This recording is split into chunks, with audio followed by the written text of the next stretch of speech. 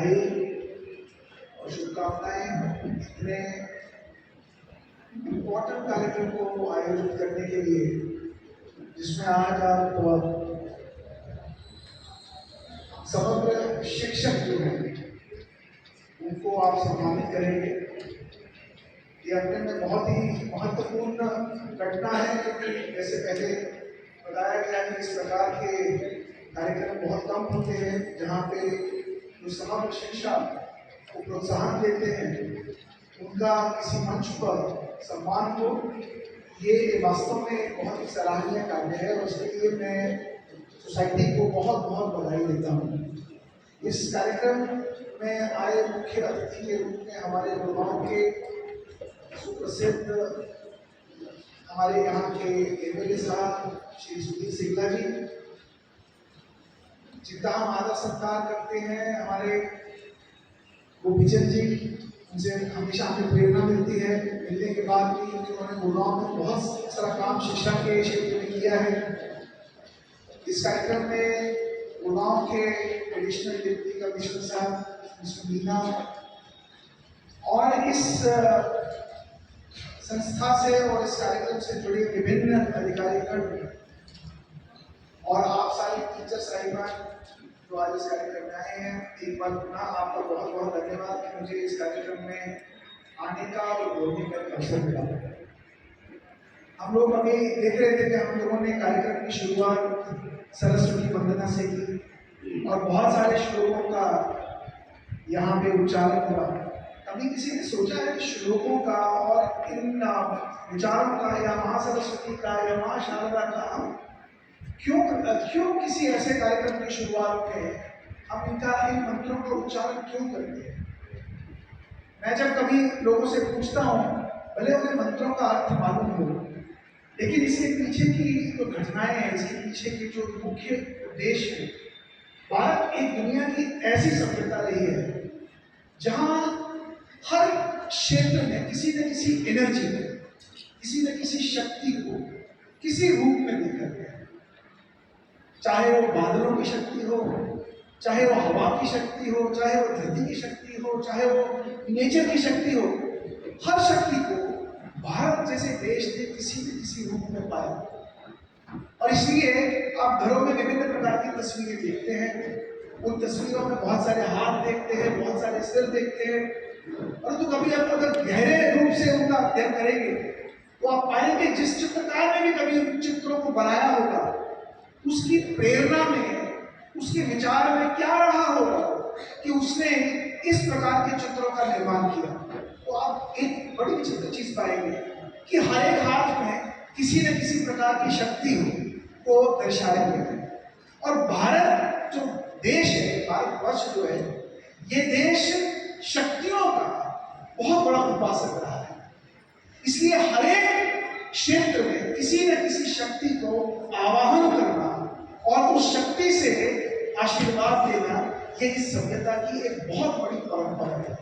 इसलिए जब हम शिक्षा के संबंध में कोई काम करते हैं तो हम माँ सरस्वती का या माँ शारदा का आवाहन करते हैं, क्योंकि हम ये मानते हैं कि ये सरस्वती या ये माँ शारदा किसी न किसी शक्ति के रूप में हम सबके सामने हैं, जो हमें दिखती नहीं है। इसलिए हम अपने मंत्रों के उच्चारण से उसको आवाहन करते हैं।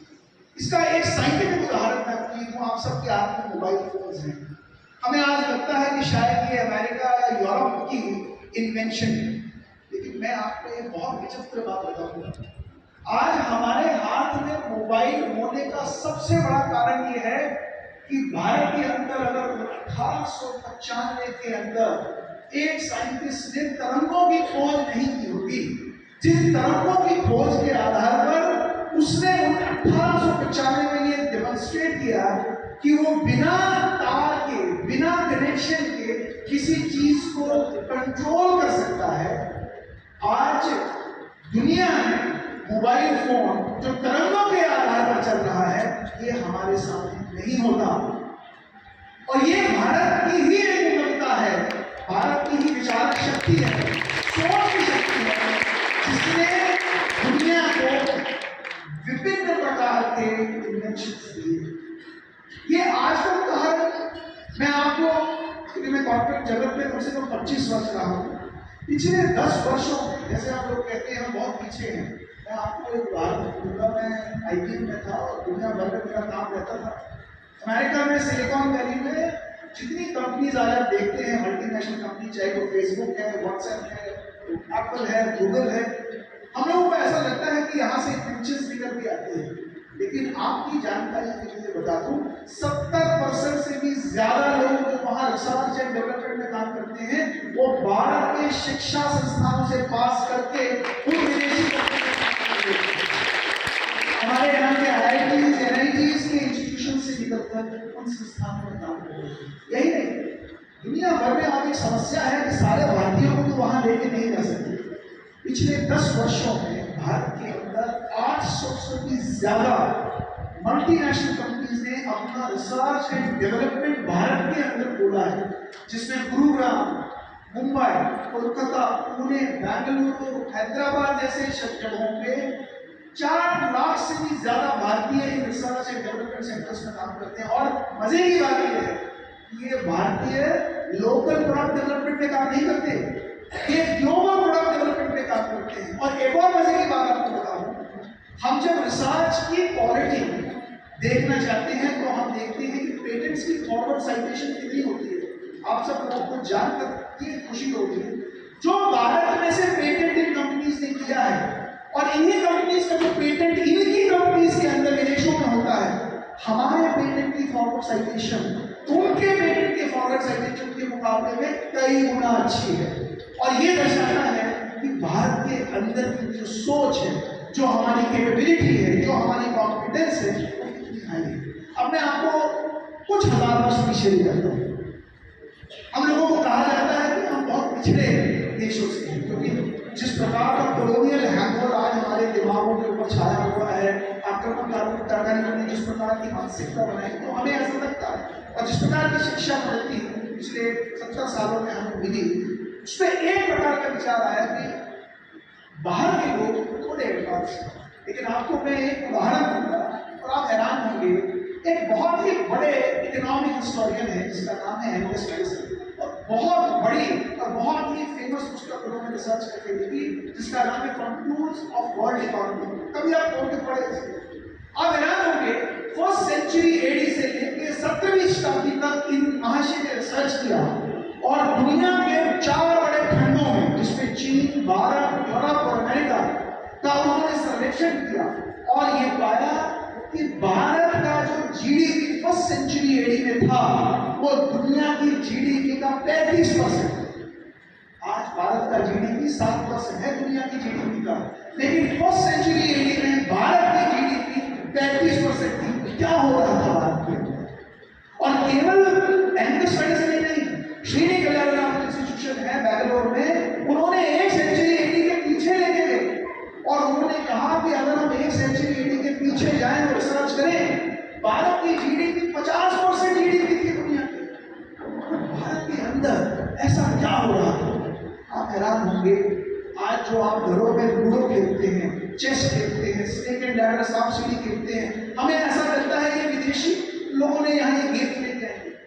लेकिन आप हैरान होंगे, हमारे घरों में हजारों साल पहले जिसको आज हम चेस बोलते हैं, इसे अष्टकला बोलते थे और इसका निर्माण, इसकी इन्वेंशन भारत में हुई। आप जो बच्चों को सांप सीढ़ी खिलाते हैं, इसे मोक्ष बदल बोलते थे। और मोक्ष बदल क्यों बोलते थे? जहां सांप काटता था वहां एक बुरा संस्कार, और जहां सीढ़ी मिलती थी वहां एक अच्छा संस्कार। ये बच्चों में अच्छे संस्कार को लाने के लिए इस खेल को बचपन में मोक्ष बदल के रूप में बच्चों को दिया जाता है।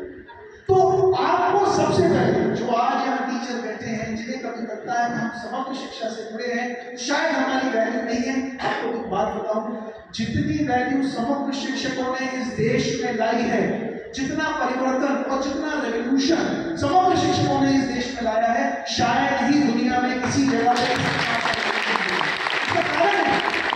हमारे देश में जितने विश्वविद्यालय रहे, चाहे नालंदा, तक्षशिला, सोनपुरा, उदंतपुरी, वल्लभी, कंठमूलशाला, एक से बढ़कर एक विश्वविद्यालय थे।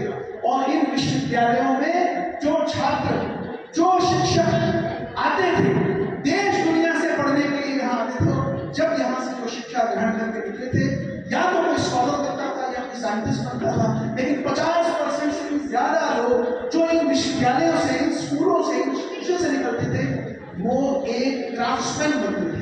वो ऐसे कारीगर बनते थे जो इस प्रकार की चीजों का निर्माण करते थे जिसको लेने और खरीदने के लिए देश दुनिया से भारत आता था। और इसीलिए भारत को सोने की चिड़िया कहा जाता था, क्योंकि दुनिया भर की जनता भारत की बनी हुई चीजों को खरीदने के लिए आती थी, चाहे वो शिक्षा, चाहे वो फिलोसफी, चाहे वो मेटलर्जी, चाहे वो ब्रिज मेकिंग, कैनाल मेकिंग। ये जो शर्ट हम पहनते हैं, ये बटन भी भारत का दिया हुआ है, ये कॉटन भी भारत का दिया हुआ है, ये सब भारत के वैज्ञानिकों ने, भारत के कारीगरों ने अपने हाथों से निर्मित किया और पूरी दुनिया को दिया। आज की इस परिस्थिति में जहां पिछले कुछ वर्षों में हम लोगों ने देखा कि कौशल शिक्षा को कितना बल मिला है, क्योंकि एक सबसे बड़ी समस्या पिछले कुछ वर्षों में ये रही है, जब हम बहुत सारे रिपोर्ट्स देखते हैं तो रिपोर्ट्स में कहा जाता है हमारे पास 1000 से भी ज्यादा यूनिवर्सिटीज हैं, 50,000 से भी ज्यादा अच्छे इंस्टीट्यूशन हैं, उसके बाद भी जब बच्चे इंस्टीट्यूशन से निकलते हैं तो वो जॉब रेडी क्यों नहीं होते। सबसे बड़ा कारण ये है कि जो उनकी समग्र शिक्षा का जो एक प्रकल्प है, वो प्रकल्प भारत की शिक्षा में कहीं खो गया। जब अंग्रेज भारत से निकले तो निकलने से पहले अपनी शिक्षा नीति, जिसे मकवाले शिक्षा नीति कहा जाता है, मकवाले शिक्षा नीति भारत छोड़ देते। मकवाले की शिक्षा का उद्देश्य क्या था कि जो इंडस्ट्रियल रेवोल्यूशन भारत के बाहर हो रहा था उसको कैसे सपोर्ट करें, और भारत के अंदर जो उन्हें गवर्नेंस में क्लर्क्स चाहिए थे, बाबू चाहिए थे, उन बाबूगिरी के लिए कैसे लोगों को तैयार किया जाए।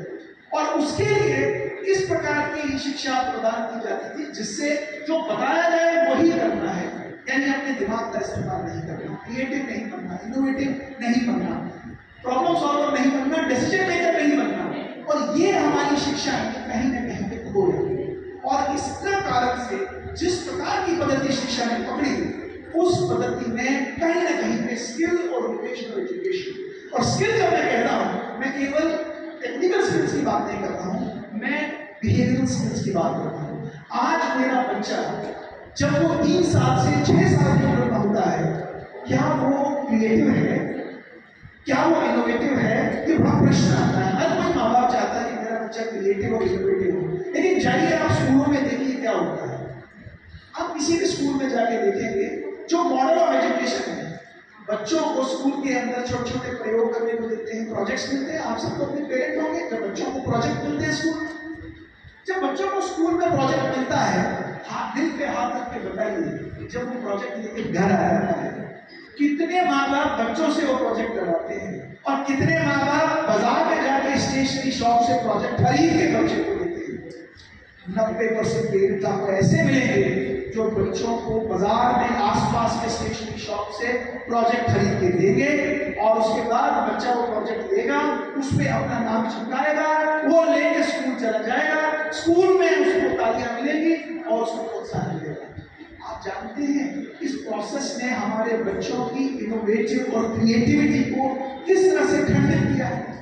एक बच्चे को जिसे कुछ अपने लर्निंग में डूइंग, जिसे हम कहते हैं, जिसे अप्लाई करनी थी अपनी थिंकिंग, जिसे उस थिंकिंग को रिक्रिएट करना, रिफॉर्म करना था, रिकंस्ट्रक्ट करना था, वो हमको कंप्लीटली डिस्ट्रॉय कर दिया। और साथ में बड़ा संस्कार क्या दिया, बेटा बाजार से किसी की भी चीज बना के लाओ, अपना नाम चिपकाओ और स्कूल में जाके कमाई हो। तो खंडित तो उसकी सोच को कर दिया, उसके संस्कारों को भी खंडित कर दिया। लेकिन जो समग्र शिक्षा वाले हैं, जो वोकेशनल एजुकेशन के टीचर हैं, आज इनके ऊपर एक बहुत बड़ी जिम्मेवारी है, और वो जिम्मेवारी ये है कि उन्हें लीग से हटकर पढ़ाना है, उन्हें लीग से हटकर काम करवाना है। लेकिन इसको करने के लिए आपको पहले अपने आप से प्रश्न पूछना है, 75 वर्ष की इस इंडिपेंडेंस में क्या एक टीचर वास्तव में स्वतंत्र है? वो स्वतंत्रता किस काम की? अगर जो मेरी निजता है, अगर मैंने टीचर के प्रोफेशन को, एक वोकेशनल टीचर के प्रोफेशन को अगर मैंने चूज किया है, तो मेरे वोकेशनल टीचर की निजता क्या है, मेरी इंडिविजुअलिटी क्या है, मेरी पोटेंशियल, मेरा काम क्या है? मेरा काम है उसे थ्योरी नहीं पढ़ाना केवल, मेरा काम है उसे हाथ से काम करना, मेरा काम है उसकी उस इंटेलिजेंस को, जिस इंटेलिजेंस में एप्लीकेशन है, जिस इंटेलिजेंस में क्रिएशन है, जिस थिंकिंग के अंदर क्रिएटिविटी उजागर करें। अगर ये निजता आपके अंदर है और आपने इस रोल को चूज किया है, तो भाई साहब बहनों, आपके ऊपर सबसे बड़ी जिम्मेवारी है। क्योंकि भारत को अगर आने वाले दशक में कोई बदल सकता है तो वो स्किल और वोकेशनल एजुकेशन है। अगर आप अपने पढ़ाने के तौर तरीकों को बदलें, उनकी समीक्षा करें और ये देखें कि एक स्टूडेंट को आज जिस भी काम में डाला गया है, उस काम में उसकी विचारक शक्ति, सोचने की शक्ति, thinking capability, problem solving capability, innovativeness, creativity, emotional intelligence, ये चीजें अगर आप अपने कार्यक्रम में डालें तो आप देखेंगे कि आप जिन बच्चों के ऊपर अपना टाइम इन्वेस्ट कर रहे हैं, वो रिटर्न में आपकी संस्था को, आपको, इस समाज को, इस राष्ट्र को क्या दे सकते हैं। आप लोग सारे टीचर हैं, तो मुझे पूरी उम्मीद है आप लोग ब्लूम्स टैक्सोनॉमी को फॉलो करते होंगे। अब ब्लूम्स टैक्सोनॉमी ने आपके लोअर ऑर्डर स्किल्स भी हैं, हायर ऑर्डर स्किल्स भी हैं, लेकिन 99% स्कूलों में एक चीज पाई है कि केवल लोअर ऑर्डर स्किल्स पे ही फोकस किया जाता है। मैं आप लोगों को आग्रह करूंगा कि आप हायर ऑर्डर थिंकिंग स्किल्स को कैसे स्टूडेंट्स के अंदर इनकलकेट किया जाए, कैसे उन लोगों के अंदर इस प्रकार के एस्पेक्ट्स को, ऐसे डायमेंशंस को इनकलकेट किया जाए। लेकिन उसके लिए आपको भी मेहनत करनी पड़ेगी। जो सब्जेक्ट आप पढ़ाते हैं, उस सब्जेक्ट से संबंधित आज मार्केट में क्या डिमांड है। अगर कोई साइंस पढ़ा रहा है तो उस साइंस में 10वीं, 11वीं, 12वीं के संबंध में किस प्रकार के मार्केट के अंदर जॉब्स की रिक्वायरमेंट है, उन स्किल्स को कैसे मैं अपने पेडागॉजी में, जो आप टीचिंग मेथड्स यूज करते हैं, उसमें ला सकता हूं। मैं आपको एक और बात बताऊंगा। इस श्री विश्वकर्मा कौशल विश्वविद्यालय का निर्माण 2016 में हुआ, जब इसका जन्म हुआ। और मुझे पूरा याद है, मुझे पहली बार जब इस विश्वविद्यालय के लिए चुना गया था और 2017 जनवरी को मैंने अपना पत्र दिया। मुझे 2 पेपर मिले थे, एक था आपकी नियुक्ति और एक पेपर था 85 एकड़ की जमीन बदल के लिए। और मैं आदरणीय, उस समय हमारे चीफ सेक्रेटरी साहब थे, पहली बार उनसे मिलने गया तो मैंने उनसे पूछा था मुझे बैठना कहाँ है, मेरा ऑफिस कहाँ है। तो उन्होंने कहा ये सब आपको खुद ढूंढना पड़ेगा। आप विश्वास नहीं करेंगे, 6 महीने तक मेरे पास कोई बैठने की जगह नहीं थी, मेरे पास कोई स्टाफ नहीं था, मेरे पास काम करने के लिए कोई सुविधा नहीं। लेकिन वो 6 महीनों में हम लोगों ने, मैं उस समय किसी व्यक्ति को और जोड़ा, हम लोग कभी कैफे कॉफी डे में बैठ के काम करते थे। मैंने एक लैपटॉप लिया, एक डॉगल लिया, कभी म्युनिसिपैलिटी को चिट्ठी लिखो, कभी पब्लिक वर्क्स डिपार्टमेंट को चिट्ठी लिखो, कभी किसी विभाग को चिट्ठी लिखो, करते करते 6 महीने 7 महीने में हम लोगों ने एक टीम बनाई। आज भी अगर आप विश्वविद्यालय में जाएंगे तो वो एक वर्ड यूज करते हैं और उसको बोलते हैं यूएमटी। और उसका निर्माण कहाँ से हुआ, हीपा के डायरेक्टर जनरल थे, उन्होंने मुझे किसी फोरम में देखा, उन्होंने कहा कि मैं आपसे मिलना चाहता हूँ कि आप इस तरह की यूनिवर्सिटी का निर्माण कर रहे हैं। तो मैंने उनसे हंसते हुए कहा कि आप आए और मिले, और मेरा ऑफिस पास में ही है। तो उन्होंने कहा कहाँ पे है, मैंने कहा यूएमटी में है। अब यूएमटी और आईएमटी में ज़्यादा अंतर नहीं है। तो उन्होंने कहा कि आईएमटी के पास है क्या है। तो मैंने फिर हंसते कहा जी यूएमटी है अंडर द मैंगो ट्री, कहीं निर्माण ही नहीं हुआ। और इसके बाद उन्होंने अपने ऑफिस में हमें एक कमरा दिया, वहां से हमारी कहानी शुरू होती है। 2017 का वर्ष, मैं इसलिए आपको क्यों कह रहा हूँ, जब आप कोई काम करेंगे कठिनाइयां ही कठिनाइयां आएंगी। जब आप कोई काम करेंगे रुकावटें ही रुकावटें आएंगी, मानसिक रुकावटें भी आएंगी और शारीरिक रुकावटें भी आएंगी।